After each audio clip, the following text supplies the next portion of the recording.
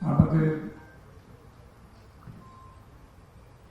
বর্তমান দেশের অর্থনৈতিক প্রেক্ষাপট, বৈশ্বিক প্রেক্ষাপট, এইটাকে মাথায় রেখে কতটুকু বাজেটে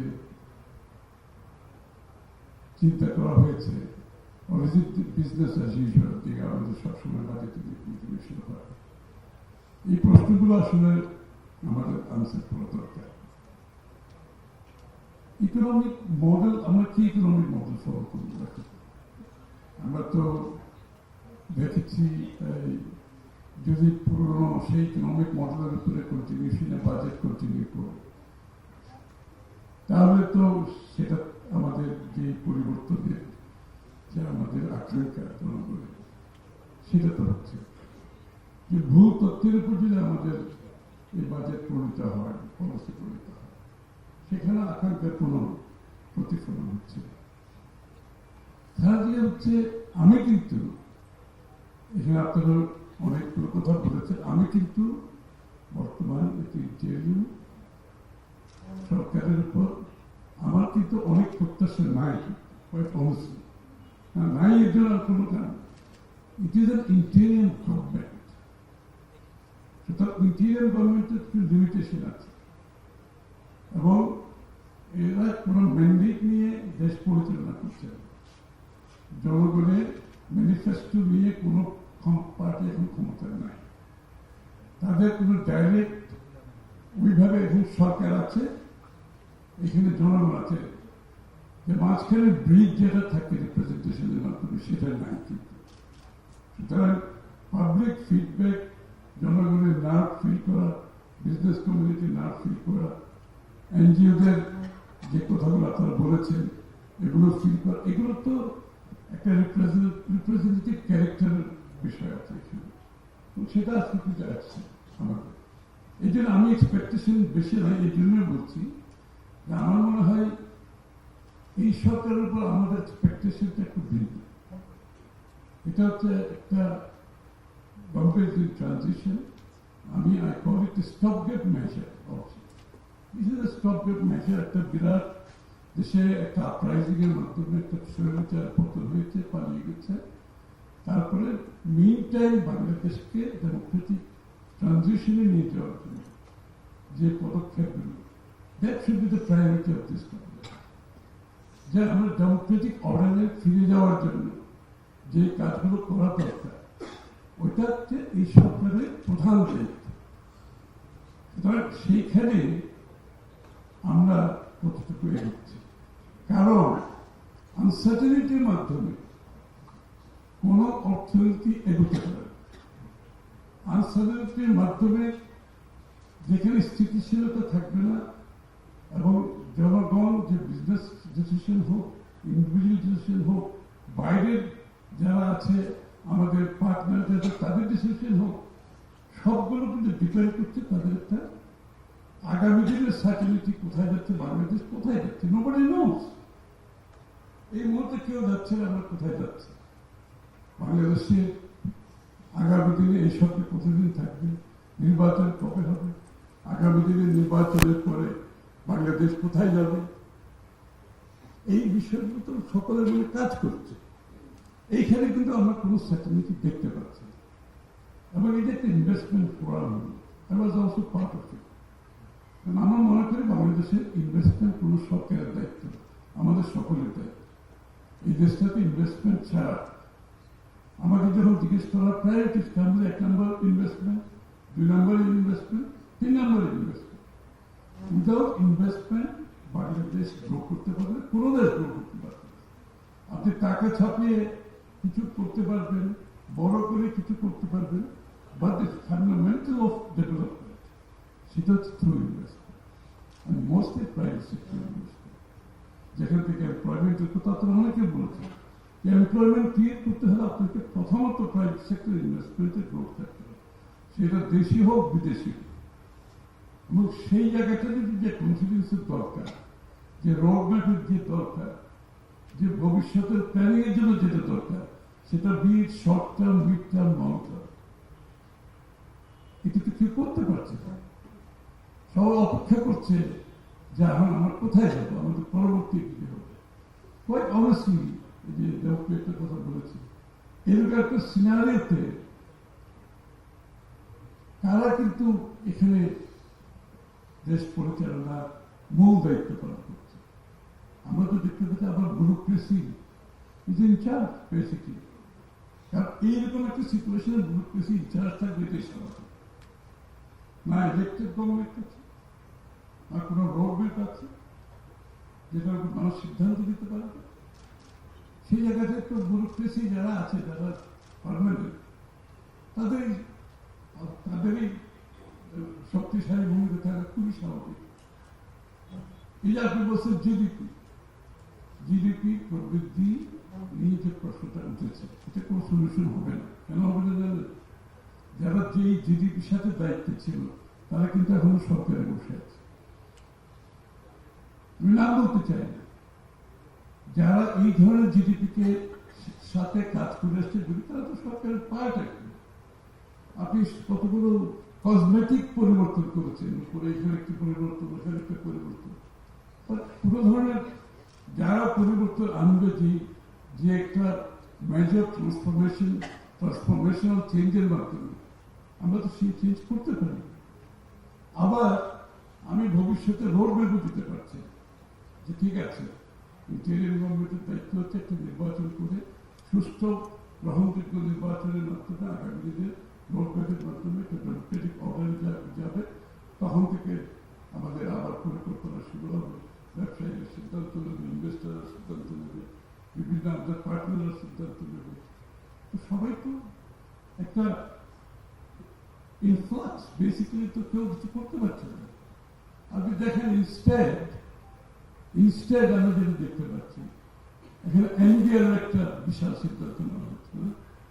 আমরা স্বাগত জানাই, এনবিআর এর সিদ্ধান্তটা দরকার ছিল, পলিসির সাথে দরকার ছিল। But this is a half-baked. This is a half-baked একটা সিদ্ধান্ত। আপনি যদি পাওয়ার কালেকশন এবং নীতিমালা যারা প্রণয়ন করবে তাদেরকে সেপারেশন করতে চান, তাহলে ওখানে you are having another set of rules নীতিমালা প্রণয়ন করতে যাচ্ছে। তো what is the difference? This is even worse. আপনি সরাসরি এদের হাতে নীতিমালাটা তুলে দেবেন। কিন্তু আমি তো মনে করি সেখানে যদি নীতিমালা প্রণয়নের প্রশ্ন আসে, তাহলে নীতিমালা প্রণয়ন করতে যে বিষয়গুলো আছে, আপনি যখন একটা ট্যাক্সের সিদ্ধান্ত নেবেন, এটা খালি কর কালেকশনের সিদ্ধান্ত না, এটার সাথে বাংলাদেশের মানুষের প্রত্যেকটি মানুষের জীবন জীবিকা থেকে শুরু করে সবকিছু নির্ভরশীল। এটা সাধারণ মানুষকে কিভাবে ইম্প্যাক্ট করছে, একজন ব্যবসায়ীকে কিভাবে ইম্প্যাক্ট করছে, একজন বিনিয়োগকারীকে কিভাবে ইম্প্যাক্ট করছে, একজন বিদেশি ইনভেস্টরকে কিভাবে ইম্প্যাক্ট করছে, এবং এটা প্রতিফলন আমার অর্থনীতিতে কি হতে যাচ্ছে। সুতরাং ট্যাক্সের একটা সিদ্ধান্তের পিছনে তো অনেকগুলো চিন্তা আছে, it's not just for collection. সুতরাং এটা কি একটু এই যে অবস্থার একটা ব্যুরোক্রেটিক একটা গ্রুপ বসে এই সিদ্ধান্ত নিতে পারে? আমি তো মনে করি সেখানে উনি হায়ার অথরিটি, এই কমিটিতে যারা এই ট্যাক্স কালেকশনে যারা পলিসি নির্ধারণ করবে, they should be above bureaucracy, এবং যারা বাংলাদেশের মানুষের সবকিছুর সাথে জড়িত, যারা বাংলাদেশের মানুষের প্রতিটি সিদ্ধান্ত তাদেরকে দেশকে কিভাবে ইম্প্যাক্ট করে, যাদের সেই জ্ঞান আছে, যাদের সেই বুদ্ধি আছে, যাদের যে এক্সপেরিয়েন্স আছে, তাদের সে প্রজ্ঞা আছে। আমি তো মনে করি আপনি ট্যাক্স পলিসিতে এই লোকগুলোকে আনতে হবে। ইয়েস, ব্যুরোক্রেসি থাকবে সেখানে, ব্যুরোক্রেসি থাকবে এই জন্য যে টেকনিক্যালি কোনো সমস্যা হচ্ছে, এখানে কোনো টেকনিক্যাল সমস্যা হচ্ছে, এখানে কোনো আইনগত সমস্যা হচ্ছে, তাদের অবদান হবে ওই জায়গাটায়, not in policy making. Policy maker should be policy maker, bureaucrats are supposed to implement it, বাস্তবায়ন করার কথা। কিন্তু আপনি একটা সিদ্ধান্ত নিয়ে নিলেন without any consultation with any of the stakeholder, including political parties, including future political changes যেখানে আসবে, কোনো আলোচনা নেই। আপনি পাতা গালাচ্ছেন একটা ইনভেস্টমেন্ট সেমিনার করবেন, ইনভেস্টমেন্ট সামিট করবেন, স্বাগত জানাই। But this is a initiative, it's a good initiative in a wrong time. একটা ফ্লুইড সিচুয়েশনে একটা ইন্টেরিয়াম গভর্নমেন্ট তাদের সময় বিনিয়োগ বাংলাদেশের মানুষ বিনিয়োগ করবে। Nobody knows what is the next government কি হবে। এবং আমরা দেখেছি, আমি কোয়াইট অনেস্টলি বলছি, because I was part of it. আমি তো কথা বলেছি ওদের সাথে। এভরিবডি, দ্য লাস্ট কোয়েশ্চেন কি ছিল ওদের জানেন? দ্য লাস্ট কোয়েশ্চেন ছিল when is your election? This was the last question because I also hosted a dinner for them. আমি যখন আমাদের বিএনপির পলিসির কথা সব বললাম, আমি I was asking for questions because I want to know their feeling. One question common with everybody: when is your next election? সুতরাং আমার কথা হচ্ছে, এইরকম একটা ডিসিশন আপনি সাবমিট করবেন, এই সময় সাবমিট নিয়ে ব্যস্ততা হওয়া আমার কি প্রয়োজনীয়তা আছে? আপনি করিডোর নিয়ে এখন আলোচনা করছেন, সেন্সিটিভ বিষয়। মিয়ানমারে আপনি মানবিক করিডোর করবেন, ভেরি সেন্সিটিভ বিষয়। বাংলাদেশের সিকিউরিটি প্রশ্ন, জিও স্ট্র্যাটেজিক ডিসিশন। বাংলাদেশের কি আমি কি ফ্রন্টলাইন স্টেট হতে যাচ্ছি নাকি? এবং এইখানে কোনো কনসালটেশন হয়নি। এবং this is a political decision. Quite honestly this is a political decision. How can an interim government এরকম ডিসিশনের দিকে যেতে পারে? আপনি যদি একটার পর একটা যেগুলো নিয়ে তাদের সময় তারা কাটাচ্ছে, and trying to prove what? What are you trying to prove? The bottom line is, this is an interior government. What are you trying to prove? সেটা কোনো পৌঁছার একটা ডিসিশন আপনি দেখেছেন। আমি পক্ষে বিপক্ষে বলছি না, পক্ষের decision. It's a big strategic security decision Bangladesh. একটা নন পলিটিক্যাল গভর্নমেন্ট, একটা ইন্টেরিয়ার গভর্নমেন্ট, এগুলোতে ইনভলভ হওয়ার দরকার আছে। They are doing just about everything except the roadmap দেওয়ার কথা নির্বাচনে। বাংলাদেশকে গণতান্ত্রিক অর্ডারে ফিরিয়ে আনার জন্য যে আন্দোলন, যে ত্যাগ মানুষ স্বীকার করেছে, except that we are talking about everything else and trying to blow things out of proportion.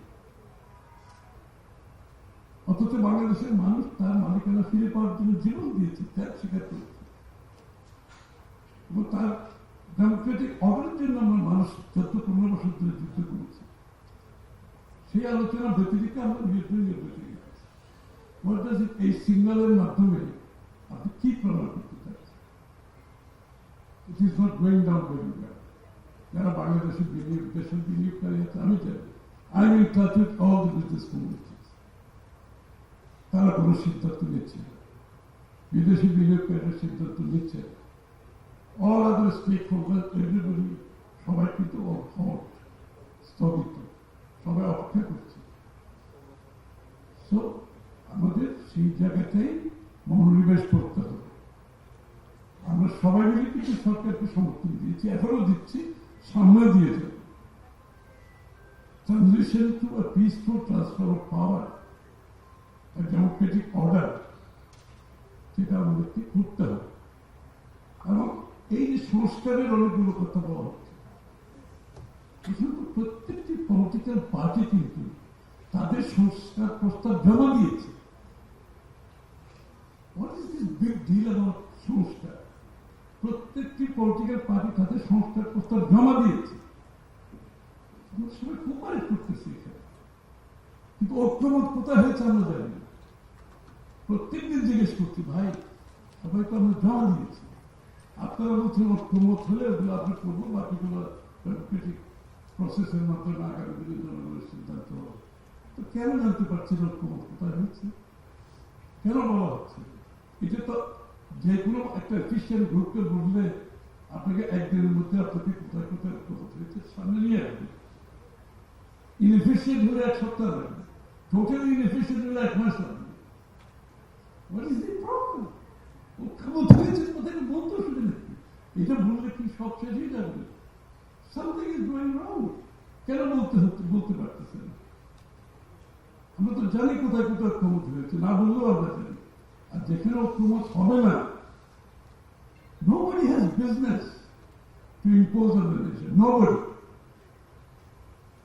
At the end of the day, it is a গণতান্ত্রিক প্রসেসের মাধ্যমে আপনাকে সংস্কার করতে হবে। ইভেন যেগুলো ঐক্যমত হয়েছে আমাকে তো পার্লামেন্টে নিতে হবে। বিএনপি 31 দফা সংস্কার প্রস্তাব আবার দিয়েছে, আমরা কিন্তু 27 দফা দিয়েছি, বাট আমাদের সাথে যারা আন্দোলন ছিল সবাই মিলে আমরা এটাকে আবার ওনাদের দাবি 31 দফা দিয়েছি। 31 দফাকে আমি কি বলতে পারবো এখন আমাদের 31 দফা আপনাকে বাস্তবায়ন করতে হবে? I can't say that. আমি বলছি ভাই আমার 31 দফার মধ্যে যে কোটা ঐক্যমত হয় লেট আস ডু ইট, আর যে কোটা হবে না আমি জনগণের কাছে নিয়ে যাবো নির্বাচনে। ভাই আমার 11 দফা আমার বাস্তবায়ন হয়েছে ঐক্যমতের পরিপ্রেক্ষিতে, 20 দফা আমি আপনাদের সামনে আনছি জনগণের কাছে, এবং জনগণের ম্যান্ডেট নিয়ে আমি পার্লামেন্টে যাব। অল আদার পার্টিস তাদের ম্যান্ডেট নিয়ে পার্লামেন্টে যাবে, আলোচনা হবে, ডিবেট হবে, পার্লামেন্টে হোক, পার্লামেন্টের বাইরেও ডিবেট হোক। This is the democratic process. আমি সব কিছুকে বাইপাস করে what are you trying to do এখানে, কি করতে চাচ্ছি? এটা তো ইটস নট অন। এটাকে দেশটাকে সম্পূর্ণ একটা অনিশ্চয়তার মধ্যে, এবং সিগন্যাল হচ্ছে কি দেশটা একটা অনিশ্চয়তার দিকে চলে যাচ্ছে। তাহলে বাজেট বলুন, আপনি ইকোনমিক পলিসি বলুন, কিছু তো কাজ করবে না। আমাদের তো ইকোনমিক পলিসি আছে, অন্য পার্টির তো ইকোনমিক পলিসি আছে, সবার ইকোনমিক পলিসি আছে, আমাদের তো ইকোনমিক ফুটপ্রিন্ট আছে। আমরা তো দেশ তো আমরা শাসন করেছি, right wrong we have also economic footprint. আমাকে ইকোনমিক ফুটপ্রিন্ট আমাকে ফলো করতে হবে। আমি কিন্তু আমার জিওলজির মধ্যে, আমার ভাবনার মধ্যে, দর্শনের মধ্যে আছে আমার জিওলজি, আমার ফুটপ্রিন্ট আছে। আমার ফুটপ্রিন্টের মধ্যে private sector led growth is BNP's footprint. বাংলাদেশের প্রাইভেট সেক্টর যে আজকে হয়েছে, this is BNP's reforms. 99% reform BNP করেছে, অল সেক্টর, প্রাইভেট সেক্টর। আমার তো ফুটপ্রিন্ট আমি করতে নিয়ে করবো, এটার জন্য আমি কারো ফুটপ্রিন্ট ফলো করার প্রয়োজন হচ্ছে না। তো every other party has a footprint, ওরা ওদের ফুটপ্রিন্ট ফলো করবে। It is up to the end of the day বাংলাদেশের মানুষ সিদ্ধান্ত নেবে তারা কোথায় যেতে চায়, যার জন্য তারা আজকে 15-16 বছর জীবন দিতে ত্যাগ স্বীকার করেছে। এখানে তো কোনো, it's not that 10 wise men sitting around the table deciding for Bangladesh for next 50 years. This is, এই ধরনের behaviour acceptable. Most of them are from abroad. বাংলাদেশের মাটি মানুষ কোনো, এদের কোনো, অনেকের কোনো আইডিয়া দিতে হবে। সরি টু সে দিস, আপনি কি ইম্পোর্ট করে মনে করেন বাংলাদেশের প্রবলেম কিছু লোক বেশি সমাধান করে দেবে? আর এখানে কোনো ডেমোক্রেটিক প্রসেস যেটা যেটা আমরা জনগণের ম্যান্ডেট, জনগণের ফিলিং, এনজিও গভর্নমেন্টের রিলেশনশিপের কথা আপনার অনেক রকম। This is big issue also, it has to be. আমরা আগামী গভর্নমেন্ট এনজিও রিলেশনশিপ কি হবে, এটা তো পলিসি করতে হবে। এটার জন্য আমাকে এনজিওর সাথে বসতে হবে, তাদের ফিলিং কি, তাদের সমস্যা কি, সমাধান দিতে হবে আমাকে। দিস ইজ এ ডেমোক্রেটিক গভর্নমেন্টের কাজেই হচ্ছে বিজনেস কমিউনিটির সাথে। আমরা তো এখনো বসতেছি, এখন আমরা গভর্নমেন্টে যাইনি, এখনই আমরা কমিউনিকেট করতেছি। I need to know that feeling, কোথায় shoe pinches, I must know where the shoe pinches. This is a democratic exercise. এবং শুধু আপনি রাজনীতিতে ডেমোক্রেটাইজেশনের কথা বললে হবে না। We have to democratize the economy. We need economic democratization in the country. For everybody's sake, we need economic democratization of Bangladesh. এখানে আমাকে এই ইকোনমিক মডেলে ঢুকতে হবে, not just political democratization, but economic democratization of Bangladesh. So this is the economic model we are talking about. Look, a serious deregulation and liberalization. Serious. When I say serious, I mean serious. We want to be a trading post. Like Dubai, like many countries, we want to be a trading post. We are open for business for everybody. Everybody is welcome to come to Bangladesh. It is a serious deregulation. যারা রেগুলেশনের মাধ্যমে, নিয়ন্ত্রণের মাধ্যমে লুটপাট করেছে, আপনি যত নিয়ন্ত্রণ হবে তত লুটপাট হবে। যত regulation, Bangladesh highly regulated country, অনেক স্বীকার করি আর না, we are highly regulated country. এখান থেকে আমাদেরকে বেড়ে আসতে হবে। টোটাল লিবারালাইজেশন, ডিরেগুলেশনের মাধ্যমে we must become a trading post welcome everybody to Bangladesh for business. We are open for business. This should be the attitude of Bangladesh. আগামী দিনের economic model এটাই হতে হবে। আর এটার জন্য অনেক পেইনফুল ডিসিশন নিতে হবে। Yes, we have to do that. এবং আমরা সবাই মিলে এটা খালি কোনো যারা ক্ষমতায় যাবে তারা না, আমাদের মধ্যে একটা কনভারসেশন থাকতে হবে। পলিটিশিয়ানদের মধ্যে, NGO, civil society, there has to be conversation. আমরা একজন আরেকজনের সাথে ক্ষমতায় গেলে কথা বলতে চাই না। This is big problem. বাংলাদেশের পলিটিক্যাল কালচারে চেঞ্জ আনতে হবে, আমাদের সহনশীল হতে হবে। আমি আরেকজনের সাথে দ্বিমত পোষণ করেও তার মতের প্রতি রেসপেক্ট দেখাতে হবে। উই মাস্ট রেসপেক্ট, দ্বিমত পোষণ করেও রেসপেক্ট দেখাতে হবে। আমরা কথা বলতে হবে, দ্বিমত পোষণ করলেও কথা বলতে হবে, উইথ রেসপেক্ট, সহনশীলতা। এইভাবে এই যে আমাদের যে অসহনশীল যে অবস্থা আমরা দেখতে পাই না, এটার মাধ্যমে তো দেশ এগিয়ে পারবে না। আমরা একটু স্টেবিলিটি, সহনশীল দেশ হতে হবে, পরস্পরের প্রতি সম্মানবোধ থাকতে হবে, সব অবস্থার মন মানসিকতা থাকতে হবে। এই ইকোনমিক চেঞ্জের সাথে যদি পলিটিক্যাল চেঞ্জ আমরা আনতে না পারি, কালচারাল চেঞ্জ আনতে না পারি, তাহলে কিন্তু আমরা এগোতে পারবো না। এই সাংঘর্ষিক রাজনীতি থেকে বেরিয়ে আসতে পারবো না। Economy on its own will not be able to do anything. They go hand in hand. Democracy, economy, জনগণের সম্পৃক্ততা, they go hand in hand. This is what we have to ensure. Thank you.